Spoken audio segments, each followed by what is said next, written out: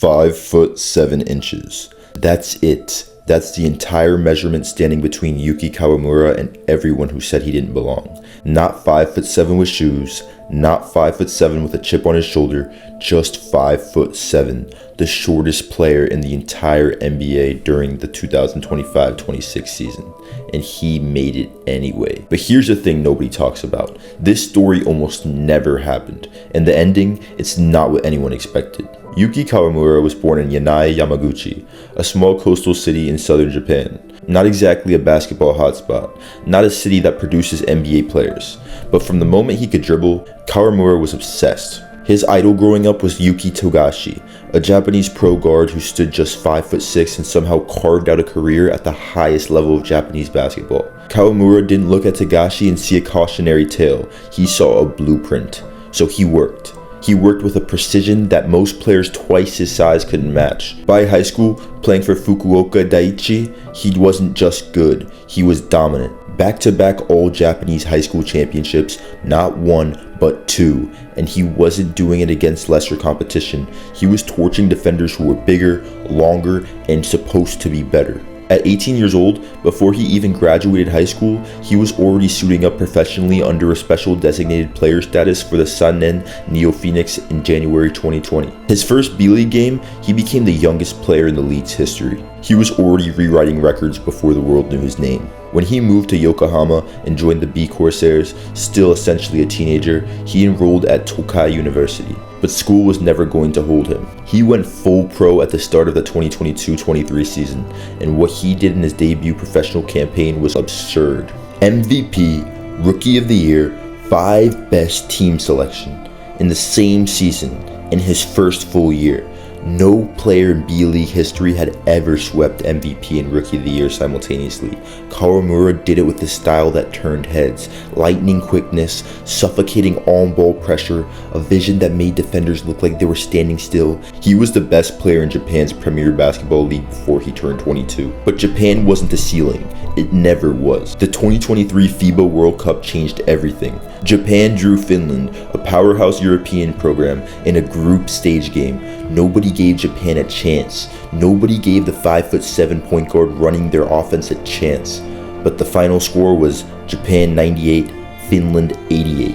Kawamura dropped 25 points and 9 assists in what became Japan's first ever victory over a European team in World Cup history. He didn't just play well, he imposed his will on a game the entire world was watching. Over 5 World Cup games, he averaged 13.6 points and 7.6 assists. The NBA was watching now. Then came the 2024 Paris Olympics, and the moment that made Yuki Kawamura a global name. Japan against France, on French soil, in front of a sold-out crowd roaring for the host nation. Every statistical advantage pointed to France. It wasn't even supposed to be close. Kawamura dropped 29 points, 7 rebounds, and 6 assists. Japan lost in overtime 94-90, but nobody who watched that game remembers it as a loss. They remember the 5'7" Japanese kid nearly dismantling one of the world's best basketball teams by himself on their home floor at the Olympic Games. Memphis noticed. On September 6, 2024, the Memphis Grizzlies signed Yuki Kawamura. 6 weeks later, his training camp deal was upgraded to a 2-way contract, a significant step, meaning the organization saw enough to commit. He was now officially the shortest player in the NBA. In a preseason game against the Indiana Pacers, he scored 10 points and dished 7 assists in a 120-116 win. It wasn't a spectacle. It wasn't a novelty act. It was a legitimate NBA guard playing NBA basketball and holding his own.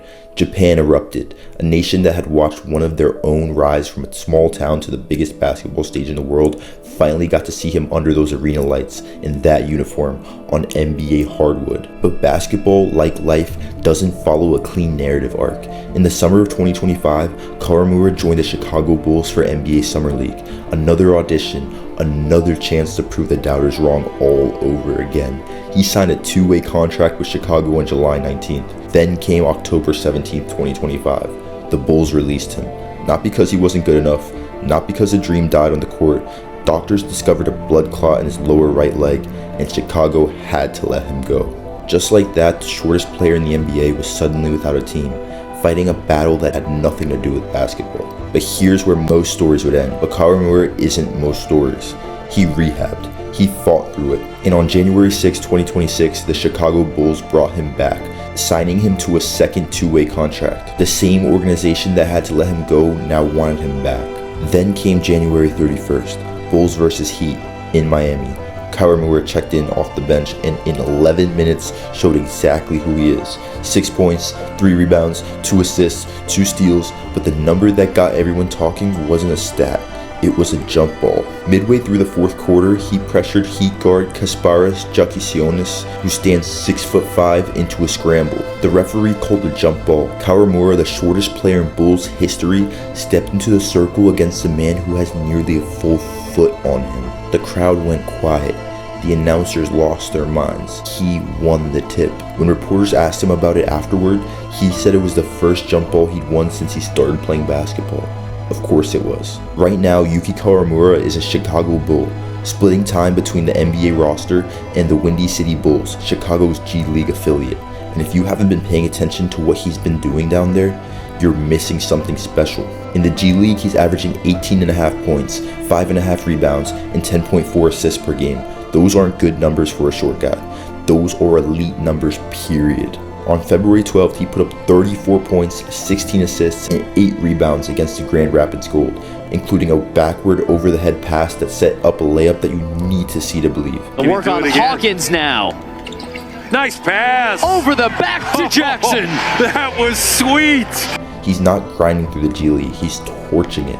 And he's doing it against players like 7'2" Moses Brown, who has more than a foot and a half on him. His NBA stat line, 5 points, 4 rebounds, and 5.5 assists, doesn't tell the full story yet. Two-way contracts limit NBA minutes by design, but every time he's on that floor, you see it.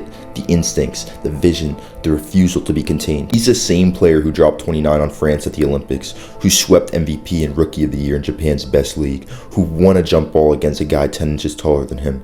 The blood clot didn't stop him. The doubters didn't stop him. Nothing has. At 5'7", he's the shortest player in Chicago Bulls history. He's putting up point guard numbers that most full-time NBA starters would envy, just one below the biggest stage in basketball. The question was never if Yuki Kawamura would prove you wrong. It was just a matter of when.